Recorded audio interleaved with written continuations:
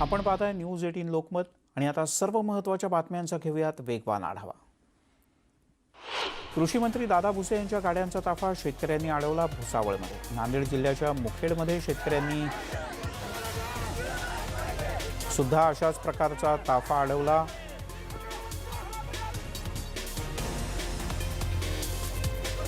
यावेळेला जोरदार घोषणाबाजी करण्यात आली आणि सरकारचा निषेध करण्यात आला।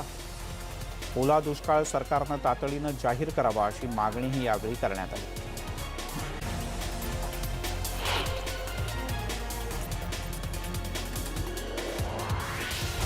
नांदेडमध्ये पावसामुळे झालेल्या नुकसानीची पाहणी कृषी मंत्री दादा भुसे यांनी केली। कासरखेडा आणि पासदगाव भागातील शेतीची त्यांनी पाहणी केली। अतिवृष्टी आणि पुरामुळे झालेल्या नुकसानीची पाहणी करण्यासाठी ते आले होते। यावेळेला पंचनामे तातडीने करण्याचे आदेश त्यांनी महसूल आणि कृषी विभागाला दिले।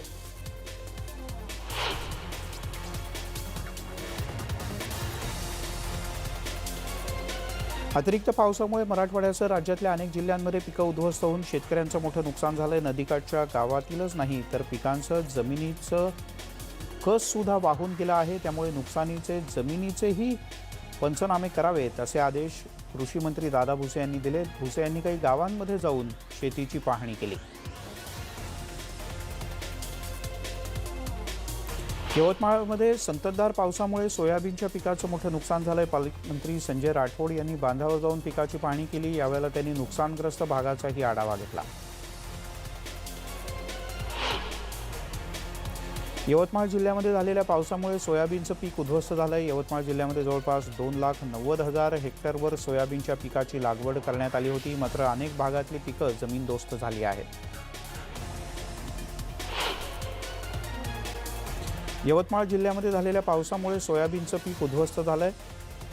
तर तिकडे अमरावतीमध्ये मोठ्या प्रमाणात सोयाबीनची पेरणी केली जाते। मात्र यंदा मुसळधार पावसामुळे शेतकऱ्यांच्या हातात आलेलं सोयाबीनचं पीक उद्ध्वस्त झालंय। यामुळे शेतकऱ्यांनी लागवडीसाठी केलेला खर्च देखील निघणार नाही। त्यामुळे शेतकरी हवालदिल झालेत। नुकसानग्रस्त भागाचे तातडीने पंचनामे करावेत अशी मागणी होत आहे।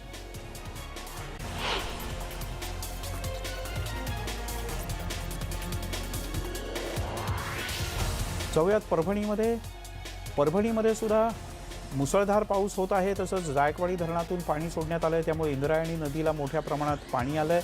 यामुळे नदीवरच्या रहदारीचा पूल पाण्याखाली गेलाय। हा रस्ता वाहतुकीसाठी काही काळ बंद करण्यात आलाय। यामुळे गावकऱ्यांचे मोठे हाल होत आहेत। नांदेडमध्ये गेल्या काही दिवसांपासून चांगलाच पाऊस होतो। या अतिवृष्टीमुळे नांदेड जिल्ह्यामध्ये पूरपरिस्थिती निर्माण झाली। यामुळे तब्बल 1.5 लाख हेक्टरवरच्या पिकाचं नुकसान झालंय। सोयाबीन, कापूस, मूग, उडीद या पिकांचं सर्वाधिक नुकसान झालंय। जिल्हाधिकाऱ्यांच्या आदेशानुसार सध्या या सर्व ठिकाणी पंचनामे सुरू आहेत। अतिवृष्टी आणि पुरामुळे नांदेड जिल्ह्यात शेतीचं मोठं नुकसान झालं। जिल्हाधिकाऱ्यांच्या आदेशानुसार सध्या पंचनामे सुरू आहेत। पण अजूनही अनेक बाधित क्षेत्रात सरकारी यंत्रणा पोहोचलेली नाही। प्राथमिक अंदाजानुसार नांदेड जिल्ह्यात तब्बल 1.5 लाख हेक्टरवरच्या पिकाचं नुकसान झालंय। वाशिम जिल्ह्यातील रिसोड शहरासह अनेक ठिकाणी अतिमुसळधार तर मालेगाव परिसरात मध्यम स्वरूपाचा पाऊस पडला। रिसोड तालुक्यात अतिमुसळधार पावसामुळे सखल भागात पाणी साचलं असून नदी नाल्यांना पूर आलाय। वाशिम जिल्ह्यामध्ये परतीच्या पावसानं प्रचंड धुमाकूळ घातला। खरीपाच्या सोयाबीन आणि कपाशी या पिकाचं नुकसान झालं। बीडीच्या गेवराई आणि माजलगाव तालुक्यांमध्ये अनेक भाग जलमय झालाय। औरंगाबादच्या जायकवाडी धरणातून 75,000 क्युसेक्स वेगानं पाणी गोदावरी नदीत सोडण्यात आलं। त्यामुळे नदीला पूर आला। नदीकाठचं शनी मंदिर, पंचाळेश्वर मंदिर पाण्याखाली गेलं। नदीकाठच्या शेतात पाणी शिरल्यानं शेतं जलमय झालेत। गेवराई तालुक्यामध्ये सुरळेगाव शिवारामध्ये 100 हेक्टरवरची पिकं पाण्याखाली बुडाले। या सगळ्याचे तातडीनं पंचनामे करण्याची मागणी होती। गोदावरी नदीमध्ये पाण्याची आवक वाढल्यानं पुन्हा एकदा नांदेड जिल्ह्याला पुराचा धोका निर्माण झाला आहे। वरच्या धरणातून पाणी सोडण्यात आल्यानं विष्णुपुरी धरणातून मोठ्या प्रमाणात पाण्याचा विसर्ग करावा लागतोय। धरणाचे 10 दरवाजे उघडण्यात आले। त्यामुळे नदीकाठच्या गावांना सतर्कतेचा इशारा देण्यात आला। भंडारा जिल्ह्यातील महापुराला 1 महिना पूर्ण झाला। पूरग्रस्त लोकांच्या समस्या अद्यापही जशाच्या तशाच आहेत। जिल्हा प्रशासनाकडून कोणतीही मदत मिळत नाही। इथे 200 नागरिक बेघर झाले आहेत। अनेक घरांची पडझड झाली आहे। मात्र शासनाकडून अद्याप कोणतीही मदत देण्यात आलेली नाही। आता काही राजकीय बातम्या। मुख्यमंत्री उद्धव ठाकरे आणि राष्ट्रवादीचे अध्यक्ष शरद पवार यांच्यात बैठक झाली। जवळपास 45 मिनिटं उभयतांमध्ये चर्चा झाली।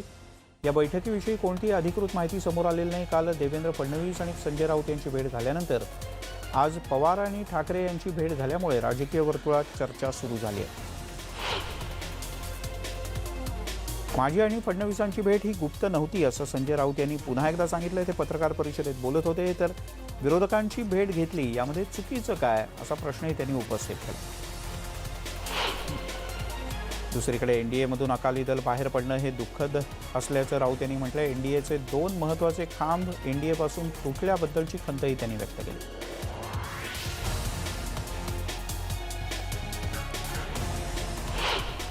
शिवसेनेचे खासदार संजय राऊत यांच्यासोबत झालेल्या बैठकीवर अखेर भाजपनं प्रतिक्रिया दिली। विरोधी पक्षनेते देवेंद्र फडणवीस यांनी खुलासा केला आहे। मुलाखतीसाठी राऊत यांची भेट झाली होती याचा राजकीय अर्थ काढला गेला असं फडणवीस म्हणाले।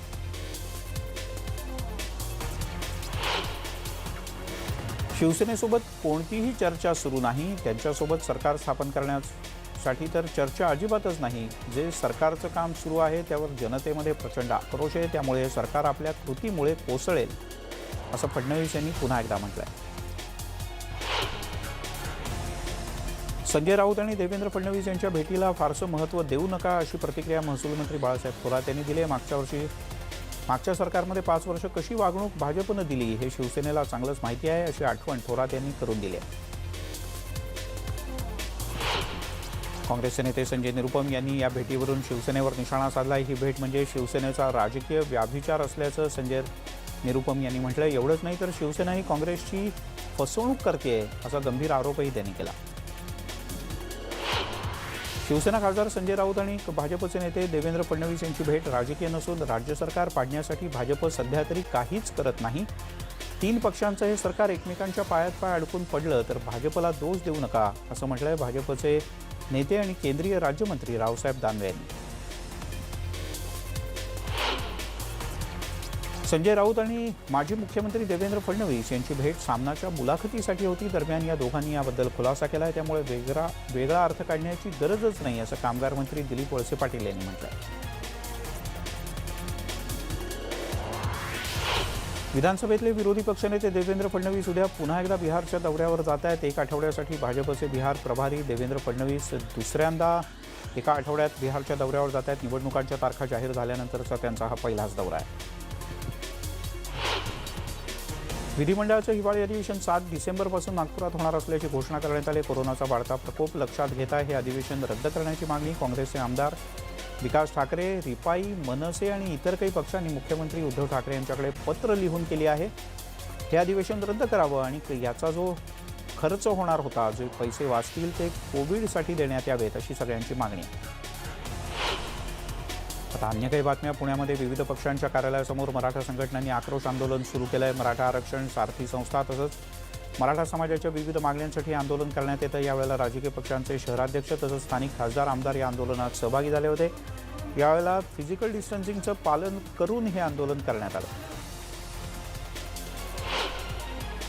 राज्यभरात मराठा क्रांती मोर्चाच्या वतीनं ठिकठिकाणी आंदोलनं करण्यात येत आहेत। मंचर इथे मराठा क्रांती मोर्चाच्या वतीनं कामगार आणि उत्पादन शुल्क मंत्री दिलीप वळसे पाटील यांच्या कार्यालयासमोर निदर्शनं करण्यात आली। यावेळेला कामगार मंत्री दिलीप वळसे पाटील यांनी निवेदन स्वीकारलं। अनेक वर्षांपासून प्रलंबित असलेली धनगर आरक्षणाची मागणी पुन्हा एकदा जोर धरू लागली। या संदर्भात इंदापूर इथे धनगर आरक्षणाची दिशा ठरवण्यासाठी राज्यव्यापी परिषद पार पडली। याला धनगर समाजातले विविध नेते उपस्थित होते। यात पुढच्या 8 दिवसांमध्ये राज्यभर आंदोलन करण्याचा इशारा देण्यात आला। पुणे जम्बो कोविड हॉस्पिटलमध्ये एका डॉक्टरचा विनयभंग करण्याचा प्रकार उघडकीस आला आहे। जम्बो हॉस्पिटलमध्ये 2 डॉक्टरांनी मिळून एका महिला डॉक्टरचा विनयभंग केल्याचा धक्कादायक प्रकार समोर आला आहे। या प्रकरणी शिवाजीनगर पोलीस स्थानकात 2 डॉक्टरांच्या विरोधात गुन्हा दाखल करण्यात आला। योगेश भद्रा आणि अजय बागलकोट अशी गुन्हा दाखल झालेल्या डॉक्टरांची नावं आहेत। सांगलीच्या कारागृहात असणारे 2 कोरोनाबाधित कैदी क्वारंटाईन सेंटरमधून फरार झालेत। राजू कोळे आणि रोहित जगदाळे असं पलायन केलेल्या कोरोनाबाधित कैद्यांची नावं आहेत। त्यांच्या शोधासाठी सांगली पोलिसांच्याकडून जिल्ह्यात नाकाबंदी जारी करण्यात आली।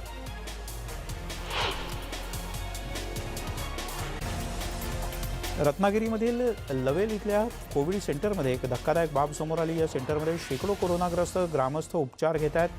मात्र याच इमारतीच्या बाजूला कोरोनाग्रस्तांसाठी तयार केलेलं उरलेलं जेवण हे प्लॅस्टिकच्या पिशव्यांमध्ये भरून उघड्यावर फेकून देण्यात आलं होतं. हे अन्न कुजल्यामुळे परिसरात मोठी दुर्गंधी पसरली आहे. गोंदियामध्ये कोरोना पॉझिटिव्ह रुग्णांनी रुग्णालयात जाऊन उपचार न घेतल्यास त्यांना 10,000 रुपयांचा दंड भरावा लागणार आहे. 70 जणांना याबद्दल नोटीस बजावण्यात आलेली आहे. जिल्हाधिकाऱ्यांनी 16 जणांची एक टीम तयार करत शहरात 70 पॉझिटिव्ह रुग्णांच्या घरी जाऊन त्यांची समजूत काढत त्यांच्या घरावर नोटीसही लावल्या. चंद्रपूर जिल्ह्यामध्ये कोरोना विषाणूचा प्रादुर्भाव मोठ्या प्रमाणात वाढू लागला आहे. रुग्णांच्या उपचारासाठी कशा पद्धतीनं नियोजन केलं जातं याची पाहणी खासदार बाळू धानोरकर यांनी केली. त्यांनी कोविड सेंटरलाही भेट दिली.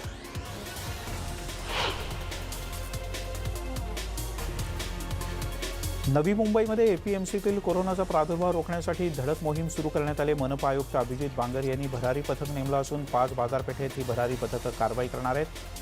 मास्क आणि सोशल डिस्टन्सिंगच्या नियमांचं पालन न केल्यास कठोर कारवाई केली जाणार आहे. अनैतिक संबंधातून 24 वर्षीय महिलेचा डोक्यात दगड घालून खून करण्यात आल्याचा धक्कादायक प्रकार घडला आहे. देहूरोड पोलीस स्थानकात याबाबतीत गुन्हा दाखल करण्यात आला. या प्रकरणी पोलिसांनी 2 जणांना ताब्यात घेतले. या प्रकरणी आणखीन एकाचा शोध सुरू आहे. वाशिममध्ये सोयाबीन सोंगणीसाठी महिला मजुरांना घेऊन जाणारा ट्रॅक्टर पलटी झाला. या अपघातामध्ये एक महिला मजूर ठार झाले. शांताबाई असं या मृत महिलेचं नाव आहे. या अपघातामध्ये 16 जण जखमी झाले. त्यापैकी 3घांची प्रकृती गंभीर आहे.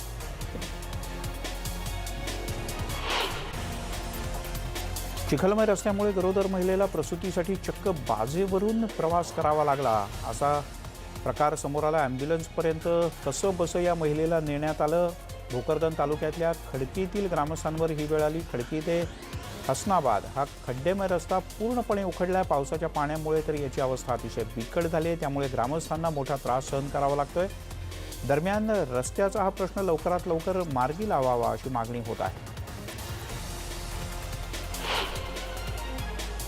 अमरावतीतल्या धामणगावमध्ये चंद्रभागा नदीमध्ये कुटुंबांसोबत 4घांचा बुडून मृत्यू झाला आहे. आंघोळ आणि पूजेसाठी हे कुटुंब गेलं होतं. यात 3 चिमुकल्यांचा एका महिलेचा मृत्यू झाला आहे तर 2 महिलांची प्रकृती चिंताजनक आहे. त्यांना यवतमाळ इथल्या शासकीय रुग्णालयात उपचारांसाठी दाखल करण्यात आलं. सोबतच बुलेटिनमध्ये घेऊया एक छोटासा ब्रेक. लगेचच परत येतो.